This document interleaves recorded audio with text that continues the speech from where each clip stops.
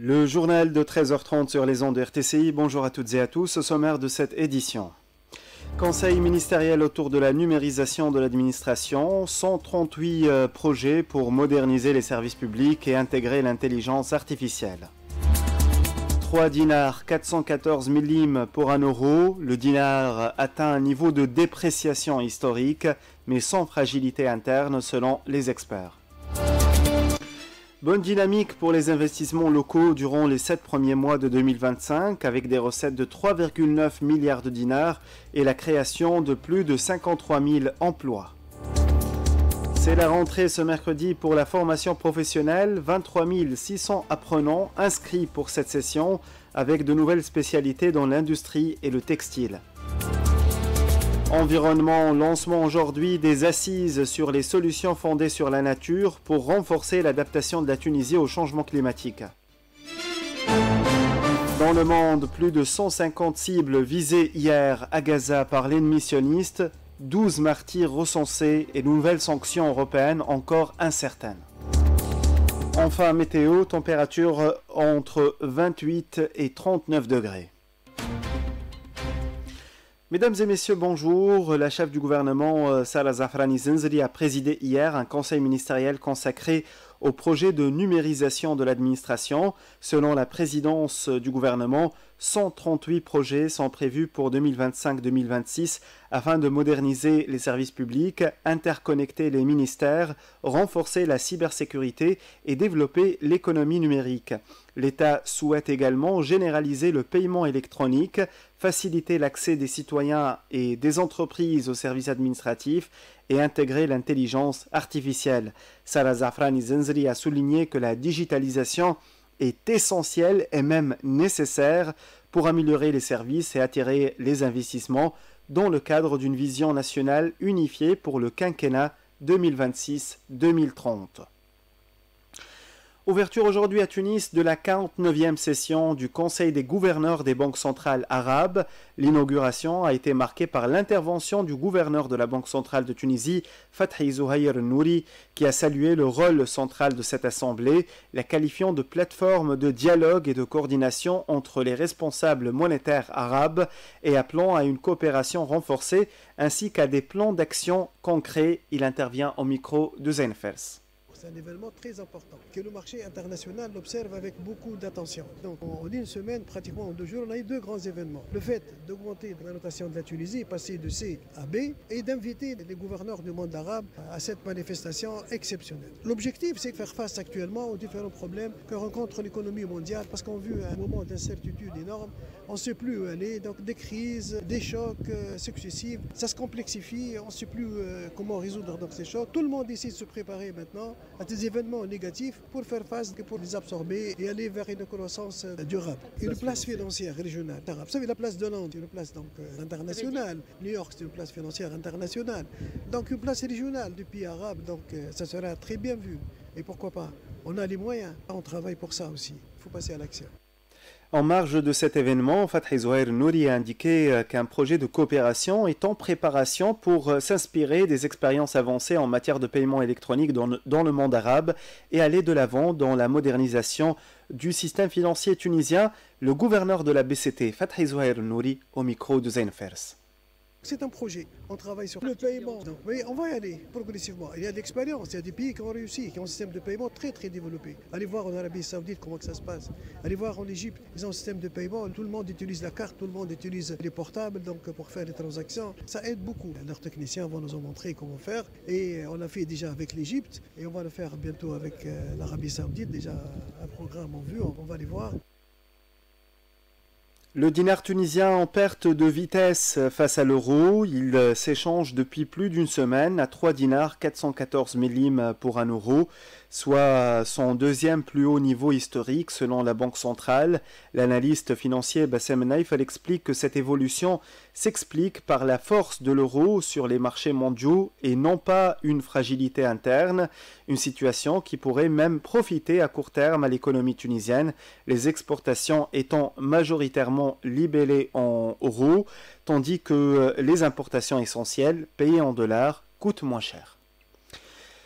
Une dynamique positive pour les investissements en Tunisie. Entre janvier et juillet 2025, les investissements déclarés à l'échelle nationale ont atteint 3,9 milliards de dinars, en hausse de 12% par rapport à 2024, selon l'instance tunisienne de l'investissement. Ces projets devraient générer plus de 53 000 emplois, avec le secteur industriel en tête en termes de volume, suivi des services et de l'agriculture. Les investissements étrangers totalisent 30% du volume déclaré et contribuent à plus de 11 000 emplois. Ce mercredi marque la rentrée de la formation professionnelle. Plus de 23 600 apprenants entament aujourd'hui la session d'automne 2025, soit une hausse de près de 7% par rapport à l'an dernier. Cette évolution reflète l'adaptation du système aux besoins du marché de l'emploi. De nouvelles spécialités sont également proposées dans des secteurs clés tels que l'aéronautique, l'aluminium, l'industrie et le textile. Faten El-Atsi, chargé de la communication à l'Agence tunisienne de la formation professionnelle, au micro de Zain Fers.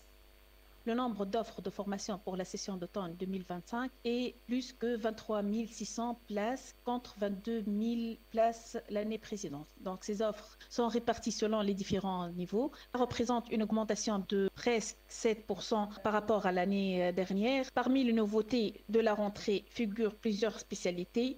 Par exemple, les métiers de l'aéronautique, la menuiserie aluminium et l'industrie laitière. Ces ouvertures traduisent la volonté d'offrir des parcours mieux adaptés aux attentes des jeunes et aux besoins de l'économie. L'amélioration des conditions de la vie des apprenants est également une priorité. La capacité d'hébergement a été augmentée avec l'ajout de plus de 1200 lits dans 6 nouveaux hébergements ou internats, répartis entre les centres de formation Jandouba, Sidi Mansour, Boussel, Mahdia, Gbelli et Bolba. Parallèlement, 8 nouveaux restaurants viennent de renforcer les services de restauration dans différents centres. Cette rentrée se distingue aussi par un effort particulier sur la maintenance et l'équipement des centres afin de garantir la continuité des services d'hébergement, de restauration et de formation.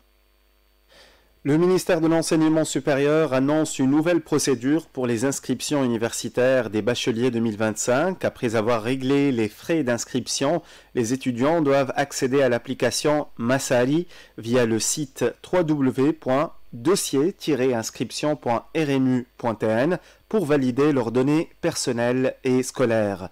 Cette démarche concerne aussi bien les nouveaux bacheliers orientés vers les établissements universitaires que ceux ayant finalisé leur inscription sur dossier. Après la rentrée scolaire et universitaire et leur préparation sur les plans pédagogiques, logistiques et au niveau des infrastructures, l'attention se porte désormais sur la sécurisation des internats, des restaurants universitaires et des points de vente alimentaires situés à proximité des établissements scolaires et universitaires. Le point avec Jamel Tibi.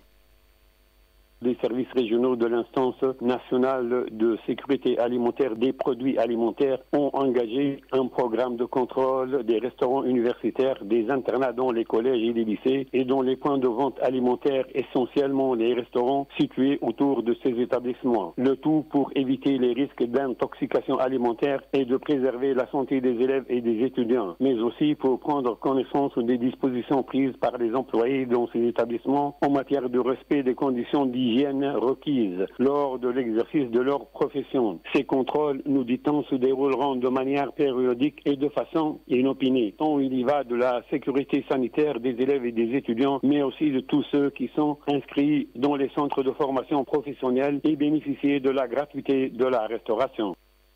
Santé, journée de sensibilisation à l'Alzheimer samedi prochain à Tunis. La Cité des Sciences accueillera l'événement prévu à l'occasion de la journée mondiale de lutte contre cette pathologie, placée sous le thème « Informez-vous sur l'Alzheimer, comprendre, prévenir, accompagner ».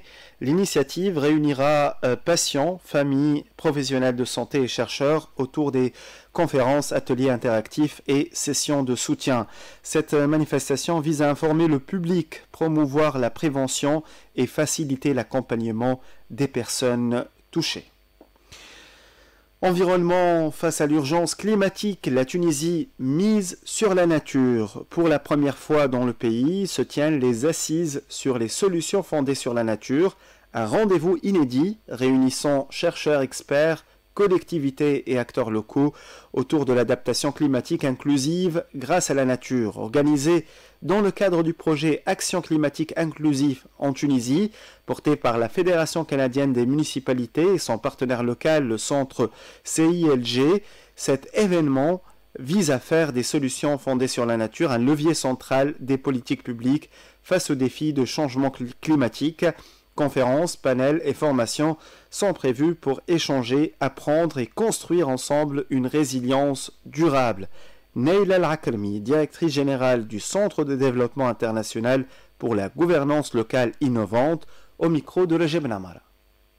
Les assises climatiques en Tunisie met en exergue l'importance des solutions basées sur la nature pour vraiment faire face aux défis climatiques en Tunisie, soit le stress hydrique, les problèmes de sécheresse, problèmes de réglementation de l'eau, de mer. Donc ces assises-là, aujourd'hui et demain, c'est une plateforme de discussion stratégique pour aussi influencer les politiques publiques en Tunisie, pour institutionnaliser les solutions basées sur la nature comme façon de faire institutionnelle au niveau national et au niveau local. Et ceci demande des actions immédiates au niveau de renforcement des capacités et surtout des acteurs locaux parce que les problèmes climatiques sont vécus par les citoyens dans leur localité. Et ce qui est important, de pouvoir équiper ces municipalités en collaboration avec la société civile des outils qui ont fait preuve de fonctionnement et d'efficacité. Et donc cette plateforme-là qui est vraiment mise à disposition dans le cadre de cet événement va nous aider à vraiment échanger, apprendre l'un de l'autre, mais aussi sortir avec une note politique qui sera un outil de plaidoyer au niveau du gouvernement tunisien. On a aussi des représentants du Parlement tunisien des députés pour influencer vraiment la législation et la politique tunisienne pour vraiment être actifs dans nos actions pour combattre les défis climatiques. Actualité dans le monde, l'ennemi sioniste affirme avoir visé plus de 150 cibles à Gazaville depuis le lancement hier d'une nouvelle attaque terrestre. La défense civile de Gaza a fait état de 12 martyrs ce mercredi après plus de 6 victimes recensées la veille sous les bombardements et tirs de l'occupation.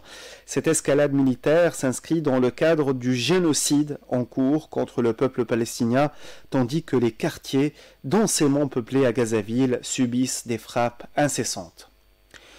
La Commission européenne présente aujourd'hui un train de sanctions contre l'ennemi sioniste.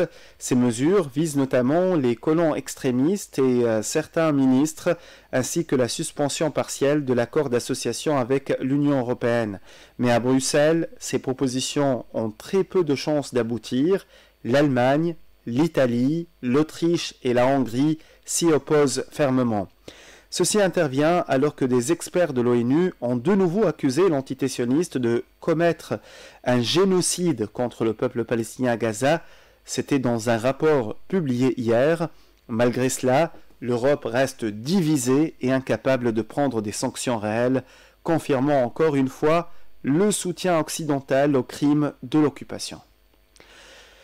Dans l'actualité sportive, le deuxième lot des rencontres de la 6e journée se joue cet après-midi à partir de 15h30. L'Espérance sportive de Zarzis affronte l'Union sportive de Monastir. Le club athlétique bizertin accueille l'Avenir sportif de Gabès. La jeunesse sportive de l'Amran affronte le club africain. Et enfin, le club sportif sfaxien reçoit l'Union sportive de Benguerden. Dans les 3 matchs avancés disputés hier, l'Espérance de Tunis a battu l'Étoile de Metlaoui 2-0. Le Stade tunisien s'est imposé 2-1 à Béja. Et la jeunesse sportive de Kérouan a créé la surprise en dominant l'Étoile du Sahel 3-2 à Sousse. Les prévisions météo avant de vous quitter, des nuages passagers couvrent la plupart des régions avec des vents du nord et du centre sur le secteur est et sur le sud.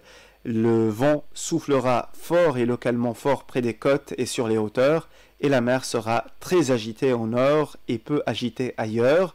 Côté température, elle varie entre 28 et 32 degrés sur les régions côtières, entre 33 et 37 degrés à l'intérieur du pays, et atteindront localement les 39 degrés dans le sud-ouest. Ce journal touche à sa fin, un bref rappel de ses titres. Conseil ministériel autour de la numérisation de l'administration, 138 projets pour moderniser les services publics et intégrer l'intelligence artificielle. 3 dinars 414 millim pour 1 euro, le dinar atteint un niveau de dépréciation historique mais sans fragilité interne selon les experts. Bonne dynamique pour les investissements locaux durant les 7 premiers mois de 2025 avec des recettes de 3,9 milliards de dinars. C'est la rentrée ce mercredi pour la formation professionnelle. 23 000 apprenants inscrits pour cette session avec de nouvelles spécialités dans l'industrie et le textile.